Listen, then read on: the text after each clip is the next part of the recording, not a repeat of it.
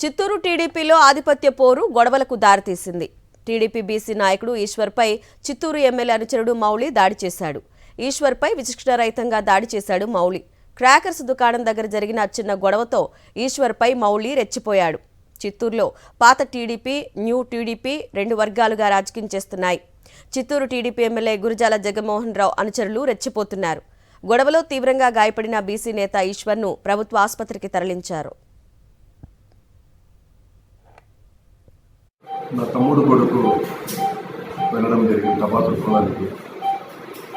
ఒక 500 రూపాయలు అతను పోగొట్టుకున్నాడు. నా తమ్ముడు కొడుకు నా దగ్గర ఫోన్ చేసి ఇచ్చిన 500 కావాలా మరి అక్కడ అడగడం జరిగింది. అక్కడ తీసుకెళ్ళడం జరిగింది. నేను అక్కడి నుంచి తీసుకెళ్ళి ఇవ్వడం జరిగింది. అంతకుముందు అతను ముక్కుముడిగా మా తమ్ముడు కొడుకుని దొంగ అటనేసి అతన్ని 20-30 డబ్బులు కొట్టడం, చిన్న బిడ్డ అతను కొట్టడం జరిగింది. మరి తదుపరి నేను ఇందులో కొట్టిన వాటినేసి నేను కూడా అడగడం జరిగింది. అడిగిన వెంటనే దాన్ని నా కొడుకుని మీద ఇద్దరి మీద దాడి చేయడం జరిగింది. 30 మంది ముక్కుముడిగా 500 మంది చూస్తున్నారు నా మీద దాడి జరిగింది. ఇది చెప్పలేను. నీతి నిజాయితీకి మారుపేరుగా నేను సేవలు అందించిన దానికి ఇది బహుమతి అనుకుంటున్నాను. ఇది కరెక్ట్ కాదు.